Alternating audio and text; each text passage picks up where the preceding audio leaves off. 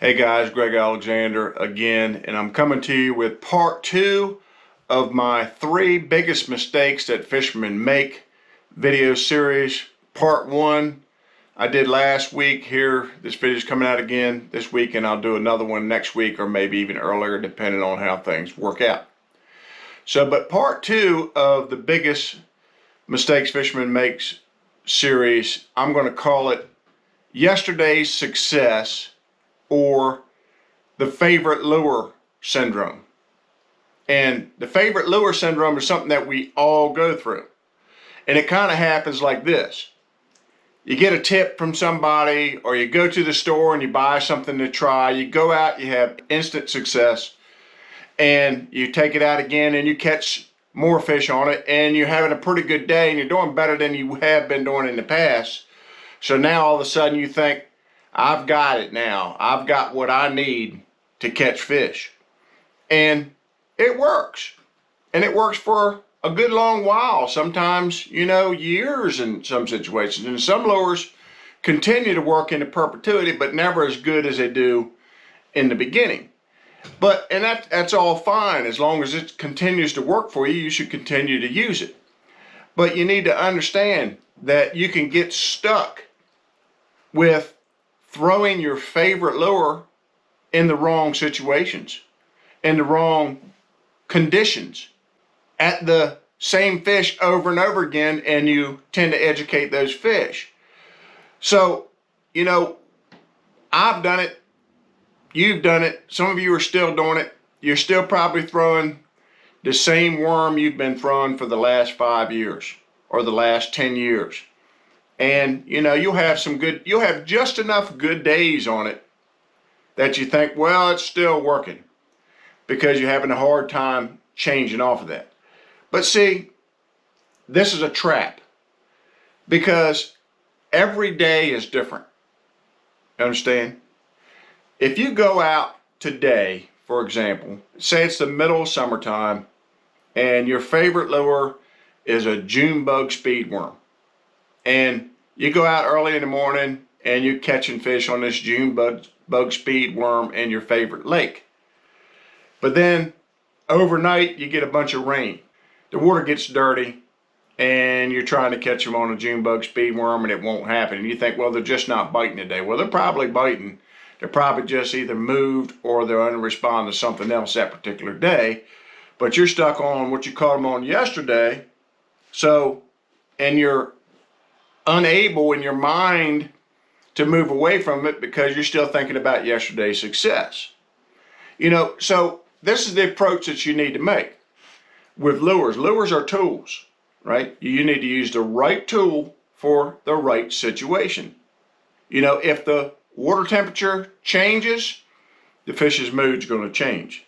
If the water color changes, the fish are either going to move to clearer water, they might go dormant for a little while, or they might only bite certain other lures. Like if you're throwing a worm one day and the water color gets dirty, then you're going to need like a chatterbait or a spinnerbait or a crankbait, something with some vibration probably, to get those fish to bite.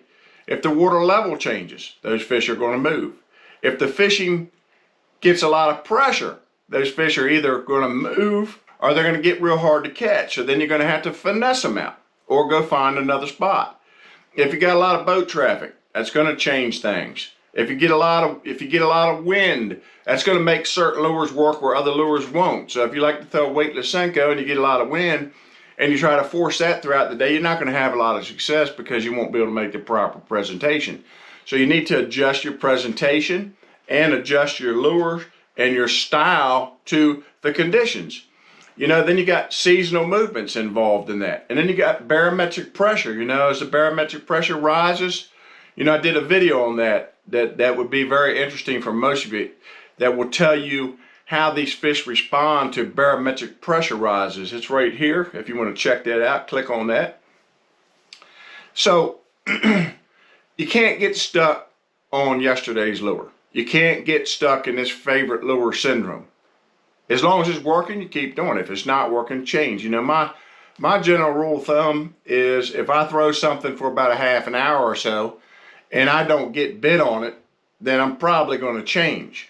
And if I move from spot to spot while I'm fishing, every spot's not created the same either, right? You know, one spot may be docks, one spot may be blow down trees, one spot may be a drop off, one spot may be a grass bed, one spot may be a lily pad field.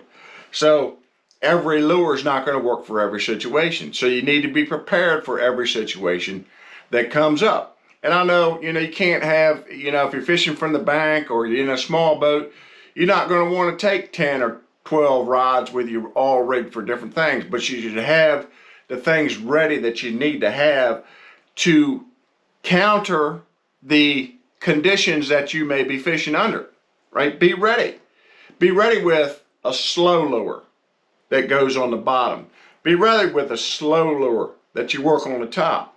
Be ready with a fast retrieve lure with a lot of vibration. Be ready with a slower retrieve lure with a lot of vibration. Be ready to make changes in color from muddy water to brighter color lures to clearer water to more natural color lures. Be ready with your top order of all types. Be ready with bigger lures if you're dealing with bigger fish and lower barometric pressure that makes them more active.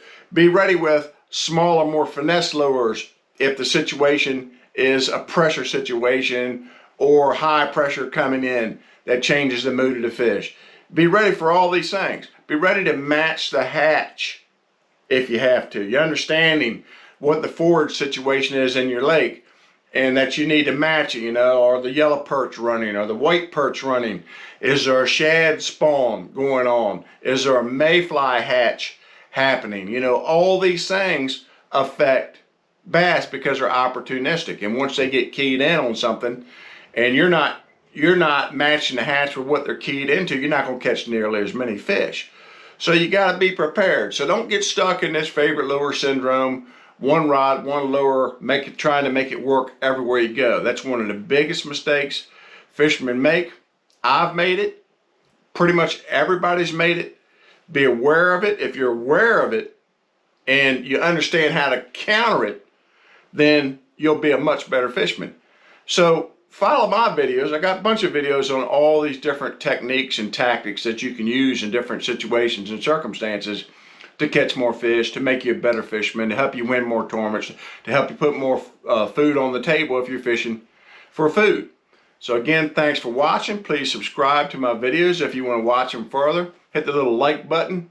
Hit the little alarm bell button. That'll give you alerts when I have a new video coming out.